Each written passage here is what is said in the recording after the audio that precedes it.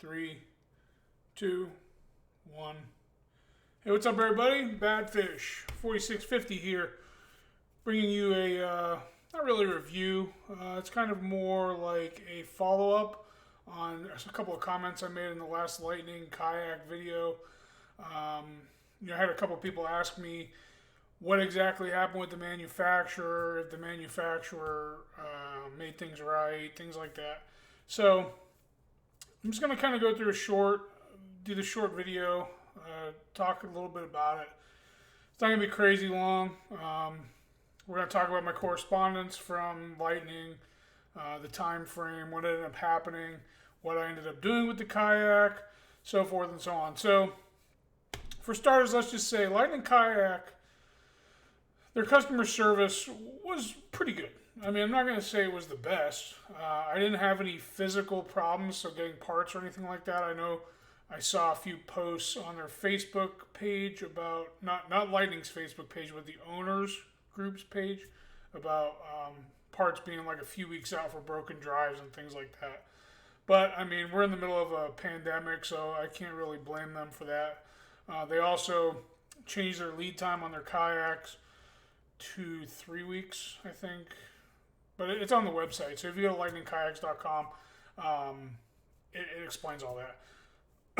So for starters, let's talk about the kayak again. So I really like the kayak. I didn't have any issues with the kayak as far as stability is concerned, secondary stability, anything like that. The only issue that I had was with that water coming in because of the weight limit. And a lot of guys, I'm talking like probably 20 guys that I've talked to.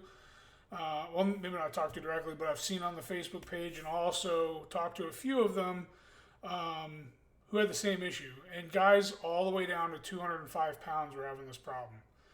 So it is a common issue with this kayak that you're going to get water on the deck. I'll go ahead and show you a couple pictures of that in case you guys didn't see the video. So there was my kayak. This was done on the day that I did the last video.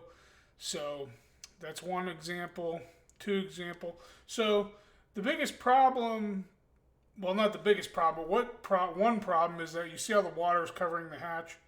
Well, if that hatch isn't sealed, then it's going to fill up the hull with water. And I'm going to show you another gentleman that bought a kayak, maiden voyage, went out, had the same issue, and his hull started filling up with water. The guy couldn't even get the water out of the kayak. It took him, he was so exhausted from pedaling the thing back full of water that he couldn't even get the thing back on his car at the dock. So it is a serious problem. I mean, if you're seriously looking into one of these kayaks, please try to water test it first, or make sure that you are, comfortable knowing that this can happen. This is a design flaw in the kayak as far as I'm concerned, and it's also a little bit of dishonesty from the manufacturer as far as their weight limit is concerned, which I did voice my opinion with Lightning. I was reassured that there were designers and engineers and the owner that did vigorous testing to make this weight limit what it is. I can tell you right now, if you put 410 pounds on this kayak and try to go fishing on it, you're not going to have a very safe and you're not going to have a very fun time. But, just keep that in mind. Like I said, as far as the stability of the kayak goes, even the only time it ever got squirrely on me, the only time it ever started, wobbling side to side, which was at the end of my last video when me and my two sons were on it. That was the only time it got really crazy. I was walking all over this thing. Like I said, I'm 300 plus pounds. I was walking all over it. I was having a good old time. And this is a very, very stable kayak for the amount of water that it holds. So this is the picture I was telling you about, the guy that had a leak somewhere. You can see the amount of water on his deck for one. He's got a ton of water on there. It's up almost past that Made in USA sticker there. And his hull's filling up with water. And this is just a post about the guy that was 180 pounds and had friends that were 205 pounds that were having problems with the kayak. So forth and so on. So let's, this was just my post. So let's get back. I'm just going to pull this picture back up for now. So let's talk a little bit about the customer service. So I emailed Lightning The lady that support@lightningkayaks.com is the email address. The lady you're going to talk to, his name is Jenna. She's very nice. Unfortunately, she's not like the end all be all for like warranty issues. I don't know, like. So the biggest issue I had was returning this kayak. So there's a dealership that's like 2 hours from me, and basically, so let me just start at the beginning. So I sent them an email and I said, hey, I got water coming on the deck. I got water coming in the back tank while there. I really like the kayak, but I feel like I was lied to about the weight rating, and I feel like I was at a disadvantage by you guys not having your dealer network large enough for me to water test one. So I want my money back. So the initial response that I got from Jenna was basically, okay, well, that's fine, but the second the kayak touches the water, it's considered used. So we can't sell it as used. So we're going to have to give you I don't remember the exact wording she used, but basically they're going to inspect it and tell me exactly how much money they'll give me for the kayak. However, before that, you got to pack, like myself, I would have had to package it back up, put it back on the pallet it came on, call the place, have them arrange a pickup, the ABL or whoever the freight company was that delivered it. So it would have been a big hassle, plus I would have been out another $450. So I got pretty upset. I mean, I went on the Facebook page.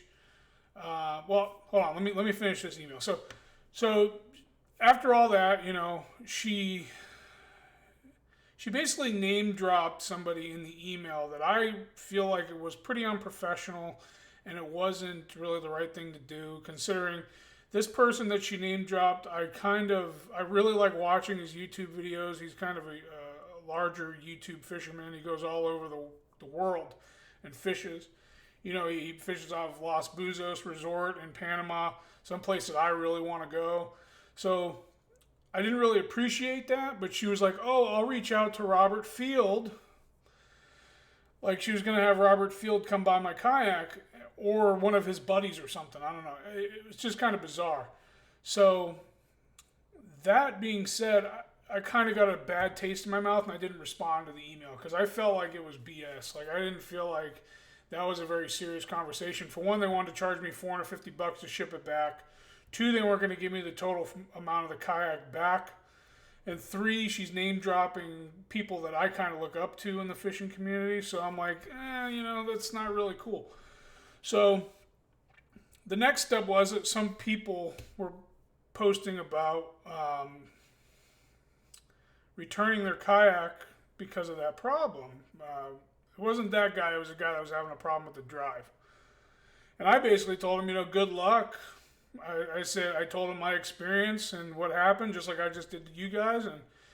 And with that, within 15 minutes, the post was taken down off the Facebook page. My comments were deleted.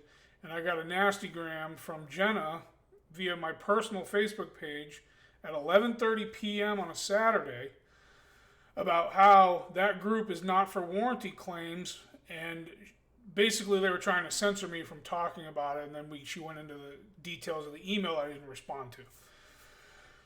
So then I rebutted. I talked to her a little bit on Messenger. She was going to talk to the owner about my situation, and long story short, basically after, I don't know, probably almost a week of emailing and texting and messaging back and forth, I finally got to the point where I offered to bring the kayak 2 hours to Auburndale, Florida, to the dealership there to have the kayak inspected. However, luckily, I also had it on Facebook Marketplace and a few other apps, and somebody came and bought it from me, and I did lose money on the kayak, obviously, but I didn't lose as much money as I would have lost if I took it to Lightning. So I'm very lucky to say that.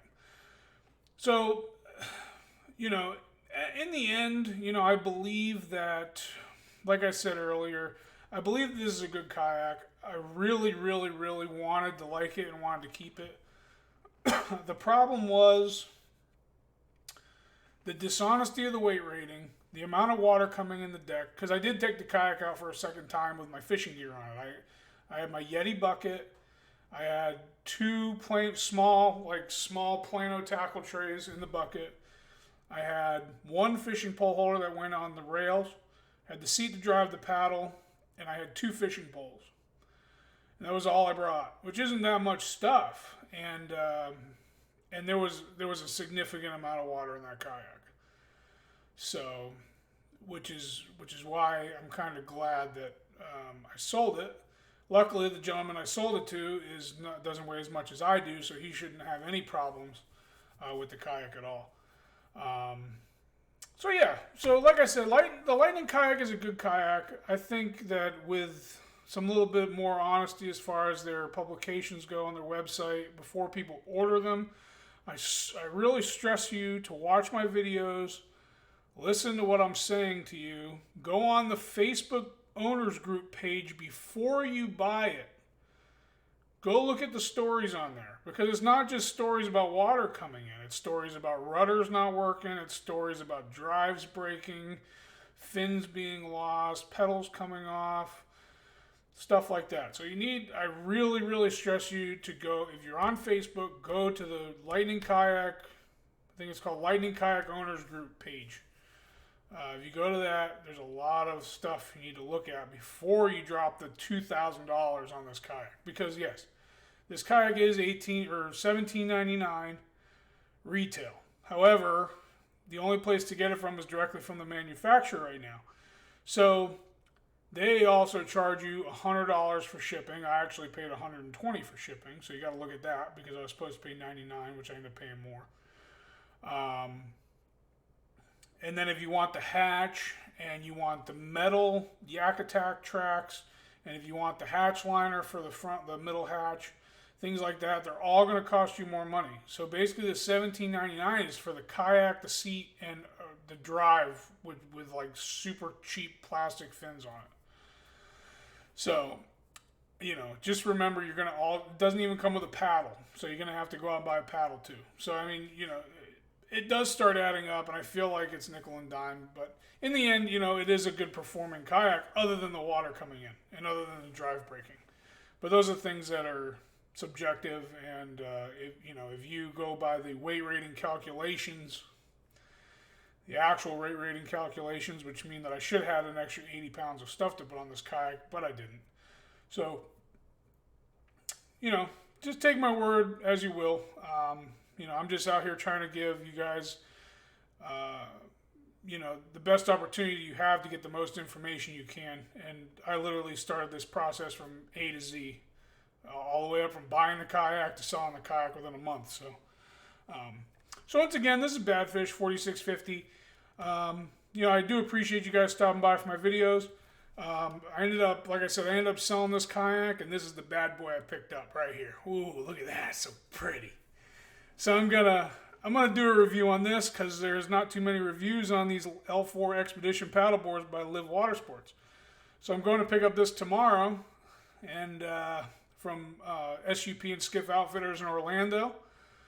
Good guys over there. I definitely recommend you guys hit them up if you're looking for a paddleboard, a micro skiff. I just talked to the owner today, and he's going to be expanding the business a little bit and starting to carry kayaks, Crescent kayaks, Old Town kayaks. There's a bunch of other things he's going to be starting to carry. So, super nice guy. They also do fishing tournaments and stuff. So, I just want to give a shout out to them.